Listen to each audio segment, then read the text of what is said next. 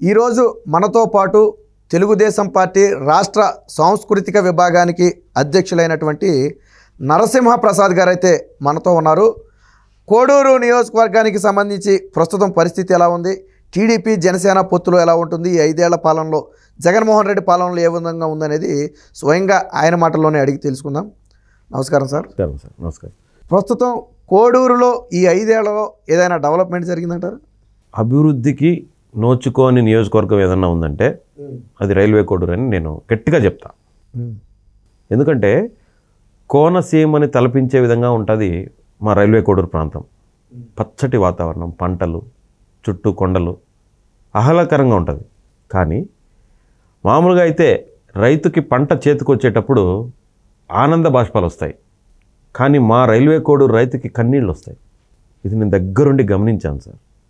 ఎందుకు అనొచ్చు మీరు, గిట్టుబాటు ధరలు లేవు. అదేవిధంగా ప్రకృతి వైపరీత్యాలు వస్తే తీవ్రంగా నష్టపోతున్నారు. మాకు ముఖ్యంగా అరటి, మామిడి, బొప్పాయి వీటి మీద ఆధారపడుతున్నాం. ఈ పంటలు చిన్న గాలి వస్తే కూడా నేలపాలైపోతాయి. ఇది ప్రతి సంవత్సరం ఒక తంతుగా మారిపోయింది. పండించడం, ఆశతో ఎదురు చూడడం, రేపు ఫలితం వస్తుందనికే ఈరోజు ప్రకృతి మింగేస్తుంది. అలాంటి రైతులు ఉన్నారు సార్ మా ప్రాంతంలో. వాళ్ళ గిట్టుబాటు ధరలు లేవు. కనీసం ఆ పంటల్ని ప్రాసెసింగ్ చేసుకుందామంటే ప్రాసెసింగ్ యూనిట్లు లేవు. కనీసం వాటి భద్రపరుచుకుందామంటే గోడౌన్లు లేవు. ఎలాంటి అభివృద్ధి లేదు రైతుల పరంగా. అదేవిధంగా విద్యార్థులు, ఒక ఇంజనీరింగ్ కాలేజీ లేని నియోజకవర్గం ఏదైనా ఉందంటే అది రైల్వే కోడూరు. చెప్పుకోదగ్గ ఒక మంచి డిగ్రీ కాలేజ్ లేదంటే అది మా రైల్వే కోడూరు. మాకు చదువు కావాలంటే తిరుపతికి వెళ్ళాలి, మాకు వైద్యం కావాలంటే తిరుపతికి వెళ్ళాలి. ఏదైనా ఒక నియోజకవర్గం ఉందా ఈ పరిస్థితుల్లో? ఒక చిన్న పరిశ్రమ లేదు సార్ మాకు. ఒక చిన్న పరిశ్రమ లేదు. ఉన్న 1-2 పరిశ్రమలు, అప్సా జ్యూస్ లాంటి పరిశ్రమలు కూడా మూతపడిపోయినాయి. కానీ మీకు ఒక విచిత్రమైన విషయం చెప్తాను నేను. ఈరోజు ప్రపంచానికి ప్రసిద్ధిగాంచిన వెరైటీస్ మా నియోజకవర్గంలో ఉంది. కోడూరుకి 7 కిలోమీటర్ల దూరంలో ఉంది. నియోజకవర్గం నడిబొడ్డులో ఉంది. ప్రపంచ దేశాలకు ఎగుమతి అవుతుంది అక్కడ ఉండే వెరైటీస్. కానీ అక్కడ కనీసం మాకు ఉపాధి లేదంటే మీరు నమ్ముతారా? కొన్ని వేల కోట్ల ప్రాపర్టీని బయటికి తరలిస్తున్నారు. విచ్చలవిడిగా బలవంతులు దాంట్లో చొరబడి దోచుకుంటున్నారు. పేరుకి లైసెన్సులు, చేసేదంతా అక్రమ దందా. ₹1 విలువ చేసే వస్తువుని ₹1/2కే వాళ్ళు తరలించుకుంటున్నారు. తద్వారా వాళ్ళు కోట్లు గడిస్తున్నారు. ఇంకొక ముఖ్యమైన విషయం ఏంటంటే, ఈరోజు రాష్ట్ర ముఖ్యమంత్రి జగన్మోహన్ రెడ్డి ఫ్యామిలీ ఈరోజు ఈ స్థితిలో ఉండడానికి కారణం కూడా మా వెరైటీసే. వాళ్ళ తాత రాజారెడ్డి గారు అక్కడ సంపాదించిన ధనంతోనే వాళ్ళ బిడ్డల్ని పైకి తీసుకెళ్ళాడు. రాజకీయంగా ఎదిగేదానికి ఉపయోగించుకున్నాడు.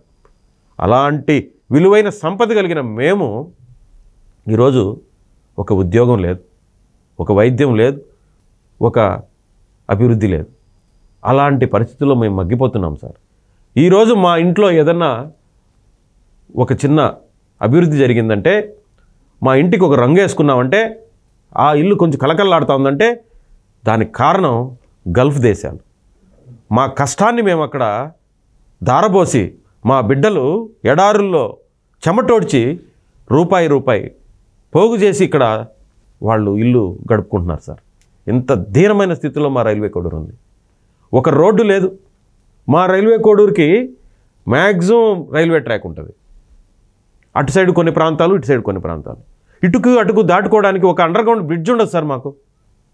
కొన్ని దశాబ్దాలుగా దగా చేస్తున్నారు నాయకులు. ఈరోజు వచ్చేస్తుంది, తెచ్చేసాం, జీవో తెచ్చేసాం. కొబ్బరికాయలు కొట్టడానికి పరిమితం, చెప్పుకోవడానికి మాత్రం పరిమితం. ఈ రోజుకు లేదు. నేను ఒకటే అడుగుతున్నా ఈ ప్రజాప్రతినిధుల్ని, మీరు ఏదైతే అభివృద్ధి చేస్తున్నాం 100 కోట్లు తెస్తున్నాం ఈ నియోజకవర్గాన్ని అంటున్నారో, ఆ అభివృద్ధి పూర్తి చేసిన తర్వాతనే మీరు ఎన్నికల్లోకి వస్తారా? సవాల్ విసురుతున్నా నేను. అండర్గ్రౌండ్ బ్రిడ్జ్ పూర్తయితేనే ఎన్నికలకు పోతామని చెప్పండి. కోడూరు రెడ్డివారిపల్లి బ్రిడ్జ్ పూర్తయితేనే ఎన్నికలకు వెళ్తామని చెప్పండి. అదేవిధంగా కోడూరు చిట్వేలి రోడ్డు పూర్తయితేనే ఎన్నికలకు వెళ్తామని చెప్పండి. వరదలు వస్తే కోడూరు తీర ప్రాంతం అంతా కొట్టుకుపోతుంది గుంజినేరుతో. ఆ ప్రొటెక్షన్ వాళ్ళు పూర్తి చేసిన తర్వాతనే ఎన్నికలకు వెళ్తామనే దమ్ము మీకుందా అని అడుగుతున్నాను నేను ఈరోజు. ఎన్నికలు స్టంట్గా కొబ్బరికాయలు కొట్టడం, ప్రారంభోత్సవాలు చేయడం, కంటతొడి తుడవడం, ఇది తప్ప అభివృద్ధి లేదు. అందుకే నేను డిమాండ్ చేస్తున్నా. 4 పర్యాయాలు గెలిచారు ప్రజాప్రతినిధి. ఆయన పేరు చెప్పడం కూడా నాకు ఈ సందర్భంగా ఇష్టం లేకుండా ఉంది. ఎన్నోసార్లు నేను ఆయనతో ఫైట్ చేశాను. ఎన్నోసార్లు ప్రతికాముఖంగా నేను పోరాడాను. అయ్యా, మీ ఊరికి బిడ్ చేసుకో, గౌరవం ఉంటుంది. ఇది దళిత నియోజకవర్గం. ఒక దళితుడిగా నువ్వు అట్టడుగు నుంచి ఇన్నిసార్లు నువ్వు గెలిచే స్థితికి తీసుకొచ్చింది ఈ నియోజకవర్గం. మనం అభివృద్ధి చెందడం కాదు, మన ప్రాంతం వాళ్ళు చెప్పుకోవడానికి ఉపయోగపడే విధంగా ఉండాలి. కనీసం నువ్వు బిడ్ చేసుకో, నేను స్వాగతిస్తాను. నేను వచ్చి నువ్వు నీ ప్రారంభోత్సవంలో నేను పాల్గొంటానని కూడా చెప్పాను నేను. ఇది రాజకీయాలకు అతీతంగా చెప్పాను నేను. అంటే నీ పవర్ లేదా, లేకపోతే నీ ప్రభుత్వం నీకు పవర్ ఇవ్వడం లేదా తెలియాలి ప్రజలకి. పక్క నియోజకవర్గాలు ఎలా ఉన్నాయండి? కనీసం అడుక్కోనన్నా ఏదో ఒకటి చేస్తున్నారు. రాష్ట్రం మొత్తం నాశనం అయిపోయింది అనుకోండి, కానీ ఆ తపన పడుతున్నారు ఏదో చేయాలి చేయాలి చేయాలని. మీకేమైంది? 4 సార్లు గెలిపించారే, ఏమైంది? అది ఆవేదన సార్. ఈ ఆవేదన పడినప్పుడంతా అసలు ఏమైపోతుందో మా ప్రాంతం అనిపిస్తుంది. కానీ ధైర్యం ఉంది ఎక్కడో. రానున్నది మంచి రోజులు. మన ప్రాంతాన్ని అభివృద్ధి చేసుకునేదానికి దేవుడు సంకల్పించాలి, శక్తినివ్వాలని నేను ఏ రోజుకో రోజు అనుకుంటాను. నేను చాలా సమస్యలు ఉన్నాయి సార్. రైల్వే కోడూరు గాథ వింటే చాలా బాధేస్తుంది. ఇది ఆవేదన సార్, మీరు వేరేగా అనుకోవద్దండి. ఇకపోతే తెలుగుదేశం పార్టీ మీరు ఆల్రెడీ చెప్తున్నారు 4 పర్యాయాలు కూడా అక్కడ ఇప్పుడు వైసీపీ పార్టీ గెలిచిందని చెప్పి చెప్తున్నారంటే అంతకుముందు కాంగ్రెస్ అయి ఉంటుంది. మరి వచ్చే ఎన్నికల్లో తెలుగుదేశం పార్టీ నుంచి ఎవరు పోటీ చేయబోతున్నారు కోడూరు నుంచి? సార్, పోటీ అనేది వస్తే అది ఒక ఎన్నికలకు సంబంధించిన అంశం. నేనైతే నా బాధ్యతగా నేను నా నియోజకవర్గంలో తిరుగుతున్నాను. నేను 2019లో నాకు వచ్చిన అవకాశాన్ని, ఆ రోజు ఉన్న సందర్భాన్ని ఉపయోగించుకొని ఎన్నికల్లో నిలబడినా. ఓడిపోయాం. అది గాలి అంటారో లేకపోతే ఇంకేమంటారో, నేను ఓడిపోయా. కానీ నేను కొన్ని ల్యాప్సెస్ గమనించాను సార్. ఎందుకు ఫ్రీక్వెంట్గా ఓడిపోతున్నాం? దాదాపు అప్పటికి 15 సంవత్సరాలు మాకు అధికారం లేదు మా ప్రాంతంలో.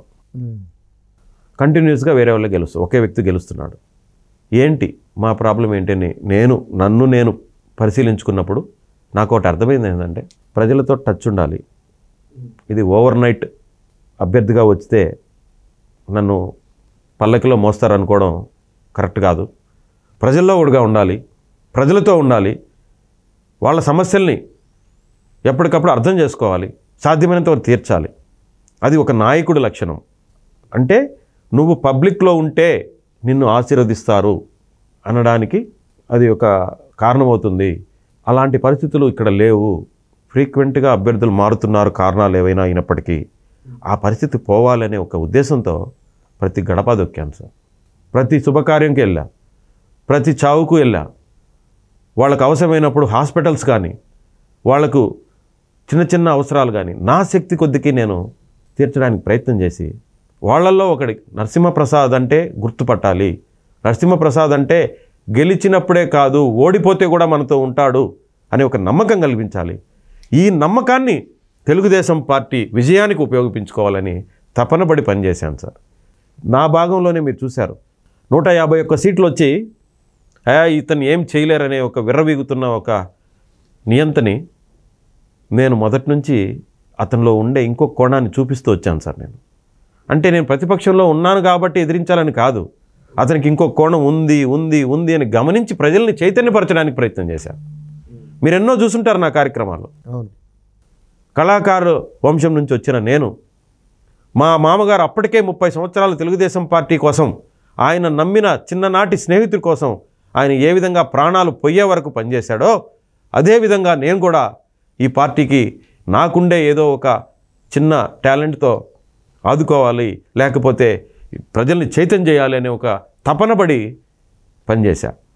అందుకే ఎన్నో గెటప్పుల్లో అతన్ని ఎండగట్టేదానికి ప్రయత్నం చేశా. దాంట్లో భాగంగానే నన్ను గుర్తించి, నాలో ఉండే ఆవేదనను గుర్తించి మా అధినాయకులు చంద్రబాబు నాయుడు గారు పిలిచి మరీ రాష్ట్ర సాంస్కృతిక విభాగానికి అధ్యక్షుని చేశారు నన్ను. అంటే అప్పటి వరకు రైల్వే కోడూరు చరిత్రలో లేని ఒక రాష్ట్ర పదవిని నాకు ఇచ్చాడు.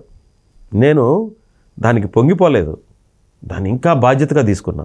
మా యువ నాయకుడు లోకేష్ గారి స్ఫూర్తితో, ఆయన సలహాలతో ఎప్పటికప్పుడు ప్రజలను చైతన్యం చేసేదానికి నా వంతు, నా శక్తి కొద్దీ నేను ప్రయత్నం చేశాను. దానికోసమే రాష్ట్రం నలుమూలన నన్ను గుర్తించి ఈరోజు వాళ్ళ మనిషిగా, తెలుగుదేశం పార్టీ రక్తం పంచుకున్న బిడ్డగా నన్ను చూస్తున్నారు. ఈరోజు ఎక్కడికి వెళ్ళినా నన్ను అభిమానిస్తారు సార్. రైల్వే కోడూరు అంటే నరసింహప్రసాద్ అంటే రైల్వే కోడూరు అని ఎంతగా నన్ను మమేకం చేసుకున్నారు వాళ్ళల్లో. అంత చరిత్ర నాది 5 సంవత్సరాల్లో ఉంటే నేను ఈరోజు టికెట్ అడగడం ఏంటి సార్? టికెట్ అనేది రాజకీయ అంశం. అది మా అధినేత చంద్రబాబు నాయుడు గారు చూసుకుంటారు. పొత్తులు ఉన్నాయి, ఒక పక్క ఎత్తులు ఉన్నాయి. అన్నిట్లో భాగంగా నరసింహప్రసాద్ సమర్థుడు, వీడు ప్రజలకు ఉపయోగపడతాడు, పార్టీకి ఉపయోగపడతాడు అని ఆయన గెస్ చేసుకుంటాడు. ఇకపోతే కాంపిటీషన్ అంటారు, సహజం. ఇప్పటికీ పేరు మోసిన వ్యక్తులకే కాంపిటీషన్ ఉంది. అవును. ఒక్కొక్క స్థానానికి 3-4 అభ్యర్థులు, 5 మంది 6 మంది కూడా పోటీ పడుతున్నారు. ఇది గెలుపు ఖాయం అన్నప్పుడు ఇంకా ఎక్కువ ఉంటుంది ప్రెజర్. అవును. మాకు ఆ రోజు 23 స్థానాలే, దాంట్లో కూడా కొంతమందిని మభ్యపెట్టి లాక్కున్నాడు జగన్మోహన్ రెడ్డి. మేము ఆ రోజు ఈ పార్టీ గెలిస్తేనే మేము ఉంటాం అనుకోలేదు, ఎలాగైనా గెలిపించుకోవాలని ఉన్నాం. ఈరోజు గెలిచే స్థానం, గెలుస్తుంది రైల్వే కోడూరు అనే స్థితికి వచ్చాం. కాబట్టి రకరకాల ప్రెజర్స్ ఉంటాయి మాకు కూడా, రకరకాల వాళ్ళు రావచ్చు, కానీ భారం అంతా అధినాయకుడిదే, మా భవిష్యత్ అంతా అధినాయకుడిదే అనే స్ఫూర్తితో ముందుకెళ్తున్నాం సార్. కాబట్టి టికెట్ గురించి నేను ఏ రోజు బాధపడలేదు, భయపడలేదు. ఖచ్చితంగా అది సమర్థతను బట్టే ఉంటుంది, ప్రజలు అభీష్టం మేరకే ఉంటుందని గట్టిగా నమ్ముతున్నాను. లోకేష్ గారు కూడా నన్ను అదేవిధంగా ప్రోత్సహించారు. ఇంతవరకు ఆయన చెప్పింది చేశాం. ఆయన్ని చూస్తేనే మాకు ఒక ఆనందం, ఆ ఆనందంతో ముందుకు పరిగెలేసాం. ఆయన చేసిన ఏ కార్యక్రమానికైనా ఉడతలాగా పనిచేశాం. ఆయన అభిమానం కూడా అట్టే ఉంటుంది సార్ మా మీద. ఎక్కడన్నా పలకరిస్తే అన్నా బాగున్నావా అంటాడు. మీరు అనుకోవచ్చు లోకేష్ గారు ఏం పలకరిస్తారు, ఆయన చాలా బిజీగా ఉంటారని. మాకు తెలుసు ఎదురు పడితే ఎంత అఫెక్షన్ ఉంటుందో, ఎంత ప్రేమ ఉంటుందో. ఆ క్షణమైనా కూడా వివరాలన్నీ అడిగేస్తాడు. అన్న పిల్లలు బాగున్నారా, అమ్మ బాగుందా, చాలు సార్. అంత బిజీలో కూడా మమ్మల్ని అంత గౌరవిస్తున్నారంటే ఎవరికి ఉంది చెప్పండి. ఈరోజు అదే ఒక దళితుడు ఆదిమూలంకి ఏమైంది?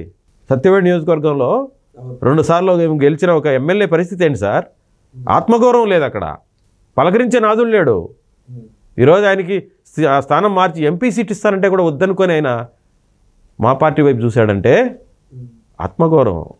మాకు ఆత్మగౌరవం ఉంది మా పార్టీలో. మా బాబు గారు కావచ్చు, లోకేష్ గారు కావచ్చు, పలకరించే విధానమే మాకు ఇప్పటివరకు ఇంతవరకు తీసుకొచ్చింది మమ్మల్ని. కాబట్టి మా భవిష్యత్తు చూసుకుంటారు సార్, ఖచ్చితంగా చూసుకుంటారు. నాకు ఏదైనా సమస్య వస్తే కూడా అన్నా అంటే చాలు, నేను చూస్తానన్నా అంటాడు.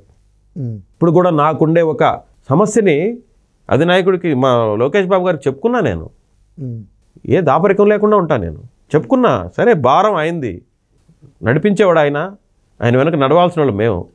ఆ రోజు నుంచి ఈ రోజు వరకు 30 సంవత్సరాలు మా మామగారు చంద్రబాబు నాయుడు గారితో ఎలా ప్రయాణం చేశాడో, ఈ రోజు నుంచి 30 సంవత్సరాలు లోకేష్ గారితో ప్రయాణం చేయడానికి సిద్ధపడినవాడిని నేను. కాబట్టి సార్ ఈ టికెట్ల గురించి ఇదంతా ఆలోచన లేదు, ఇదేం లేదు, అంతా ఆయనే చూసుకుంటాడు. అంటే బాబు గారితో మీ ఎఫెక్షన్ ఎలా ఉంటుంది? అంటే కలవటం కానీ ఎప్పుడైనా అవకాశం ఉంటుందా సార్? నేను ఎక్స్పెక్ట్ చేయలేదు సార్. అంటే ఆయన నాకు ఈ 5 సంవత్సరాల్లో, అప్పట్లో మేము ఫస్ట్లో మొదలుపెట్టినప్పుడు 2019 ఓడిపోయిన తర్వాత 2 బర్త్డేలకు నాకు ఫోన్ చేశారు సార్ స్వయంగా బాబు గారు. నేను ఎవరికి చెప్పుకోవాల్సిన అవసరం కూడా లేదు.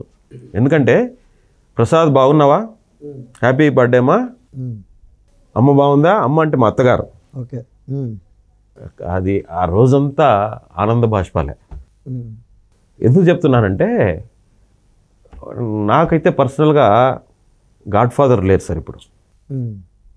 మా మామగారు ఉన్నప్పుడు ఏదో ధైర్యం, మా నాన్నగారు ఉన్నప్పుడు ఏదో ఒక ఆత్మస్థైర్యం, దానికి తోడు మా బ్రదర్ ఇంట్లో నేను బిజీగా ఉన్నా ఆయన ఫ్యామిలీని పిల్లల్ని అందరూ ఇప్పుడు కలగొలుపుగా ఉండేవాళ్ళం మేము ఒక ఫ్యామిలీగా. ఈ 5 సంవత్సరాలు ఈ ముగ్గురిని కోల్పోయాను సార్ నేను. ఎవరున్నారు నాకు ఇంకా? చంద్రబాబు నాయుడు గారే. ఆయన పలకరింపు, ఆయన కంటి చూపుతో ఇంతవరకు వచ్చా. ఇంకా కూడా ఆయన ధైర్యంతోనే ముందుకెళ్తా. ఆయనే గాడ్ ఫాదర్, ఆయనే మా ఫ్యామిలీకి ఫాదర్, అంతే.